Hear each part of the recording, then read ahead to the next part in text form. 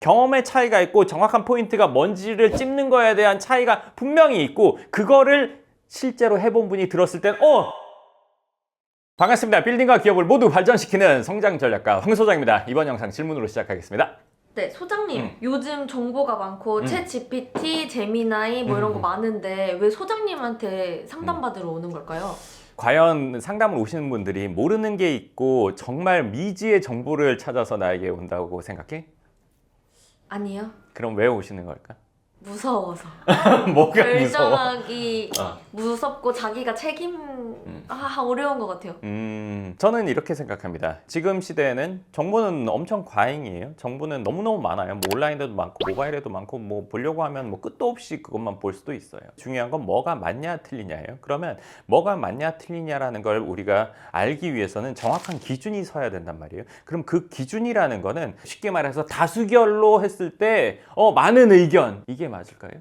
만약에 내가 남극을 간다면 누구의 말을 들어야 되냐는 거죠. 거기 갈 때는 준비를 뭐뭐뭐를 해야 돼 하는 얘기들이 있을 거예요. 그럼 그 중에 제일 많이 얘기하는 게 무조건 맞다 틀리다. 그냥 의견일 뿐이죠. 안 가본 사람들끼리의 얘기는 그냥 의견이고 뭐 재미있는 얘기. 남극의 봄, 여름, 가을, 겨울을 다 경험해봤던 사람. 그러면 지금은 남극이 그래도 여름이니까 요 정도 입고 가면 돼. 그 말이 맞는 거예요. 정확히 경험을 해본 사람. 자, 그럼 여기서 경험은 또 사람마다 다르다고 생각할 수 있어요. 자, 그러면 부동산 시장에서의 경험은 세 가지로 할 수 있습니다. 매수자의 경험, 매도자의 경험, 중간자의 경험. 매수자는 건물을 사면 본인이 모든 책임을 져야 됩니다. 매도자는 팔면 끝이에요. 중간 거래자는 마찬가지로 거래하면 끝입니다. 물론 매도자도 잘못 팔면 싸게 팔아서 손해를 볼 수 있어요. 중간자는 대부분 책임이 없습니다.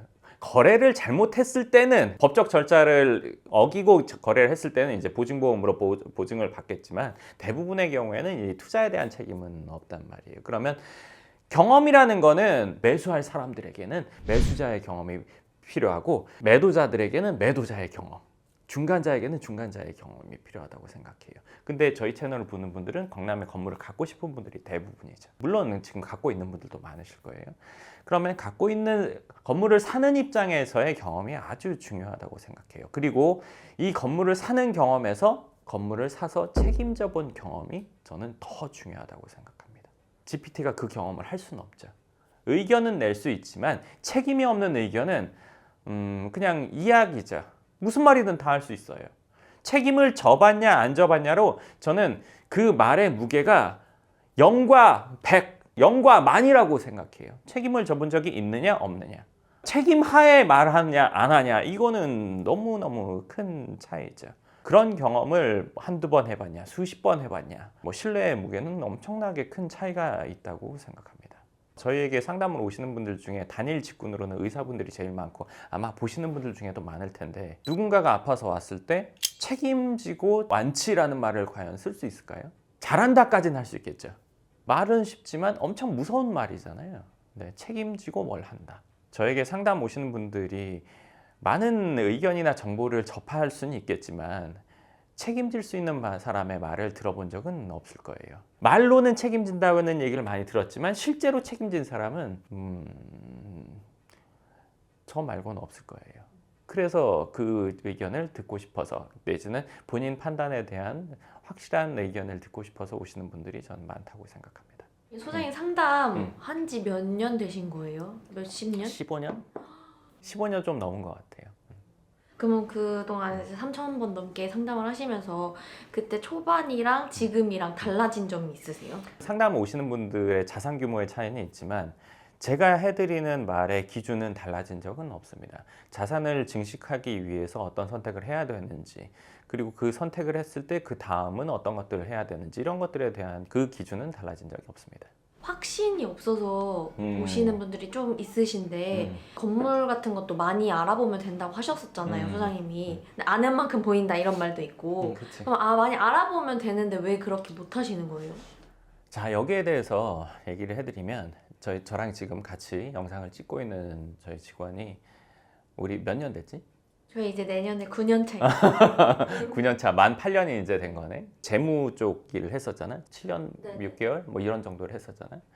그러면 만약에 누군가가 이 회사 처음부터 지금까지 성장이 있었어 없어서 재무적으로는 맞아 틀려 이런 걸 물어본다면 뭐라고 할 거야? 제가 여기서 직접 토지 계약, 매도, 매수, 등기까지 다 했다고 장본인이라고 말할 수 있을 것 같아요. 그게 진짜 맞아요? 지금까지 했던 게 정확하게 다 맞냐? 아니 지금까지 성장을 잘 해왔냐? 진짜 황 소장님이 말한 대로 다 그 책임져 왔냐? 라고 물어본다면 뭐라고 할 거야? 맞다고 해야죠. 어떻게 해야죠 그럼?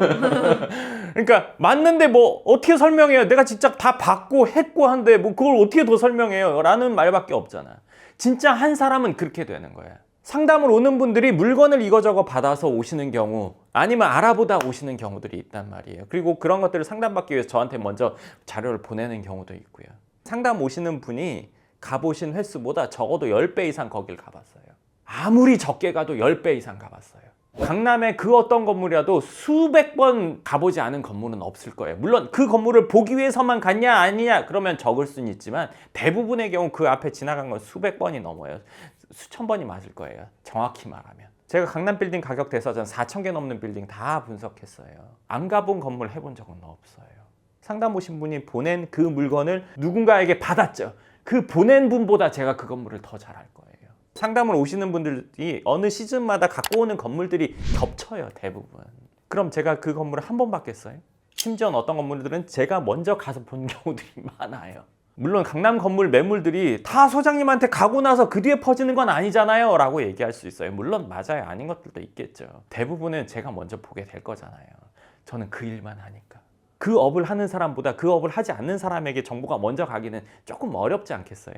물론 엉뚱한 건물들은 저한테 오다가 이미 중간에서 커트 되겠죠. 건물을 갖고 오는 분들은 본인이 그 건물을 저처럼 가보지 않아서예요. 많이 가봐야 3번?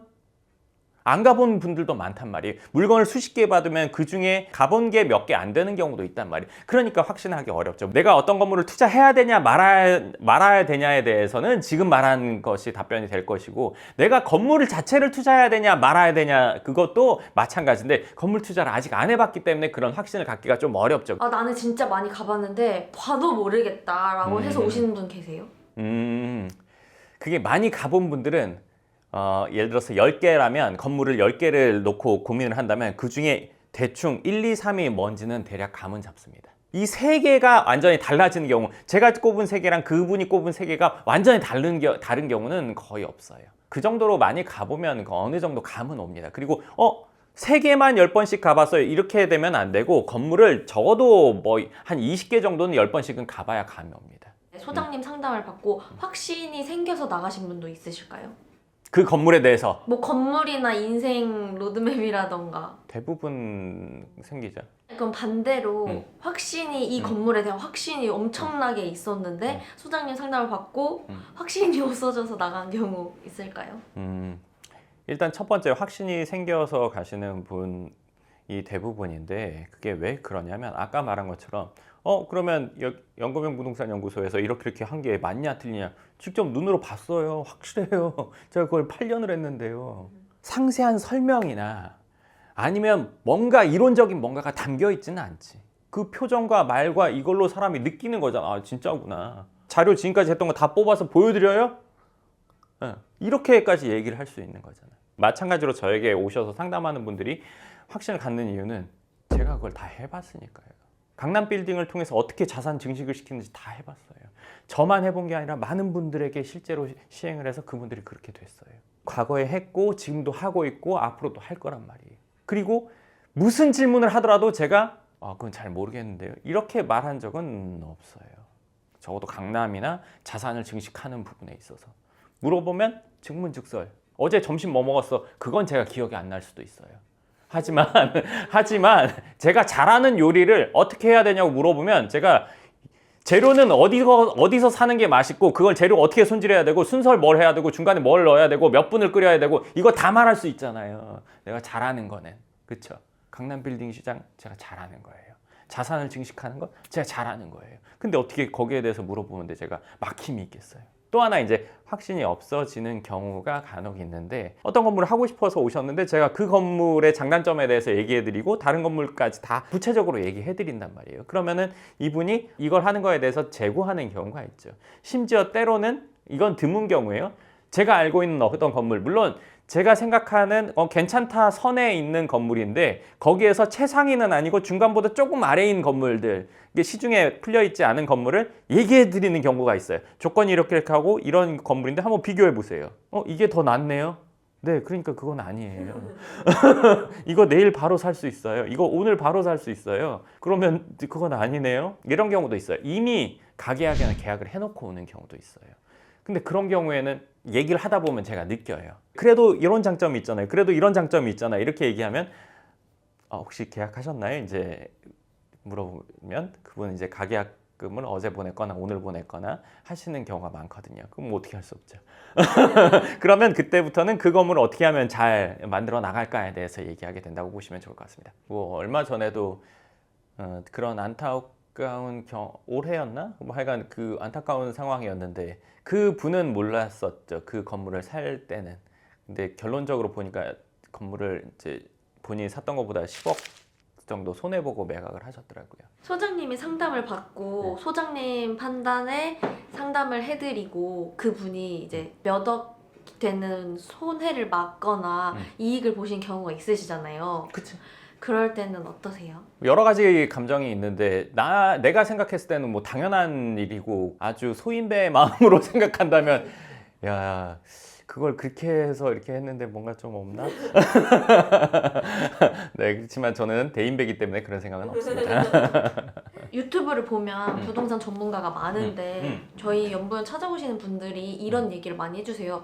저 소장님이 말씀을 너무 잘하시고 자기랑 생각이 똑같다. 그런데 어떻게 이렇게 알고 오시는지. 자산 증식에 대해서 말하는 사람이 많고 강남 빌딩을 다루는 거에 대해서 말하는 사람이 많아. 실제로 해본 사람은 정확한 포인트를 말해. 비슷하게 얘기하지만 정확한 포인트가 뭔지 알고 얘기하는 거야. 자산을 증식하고 스스로 발전하는 거에 대한 얘기를 하는데 내가 말하는 것과 안 해본 사람이 말하는 것에서는 분명한 차이가 있어. 경험의 차이가 있고 정확한 포인트가 뭔지를 찝는 거에 대한 차이가 분명히 있고 그거를 실제로 해본 분이 들었을 땐 진짜네 하는 거야. 인터넷이 처음 나왔을 때 이제 신문 시대는 끝났어.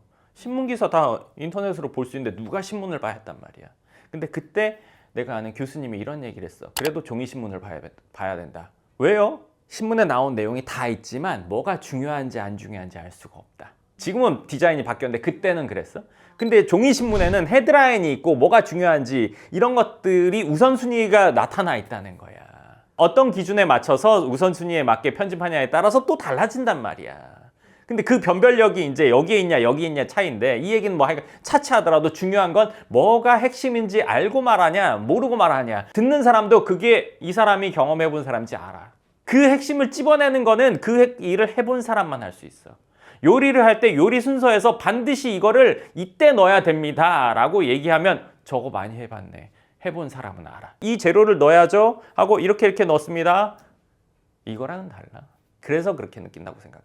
나도 똑같거든. 누군가가 얘기하면 내용 틀린 건 아니야. 근데 안 해봤구나.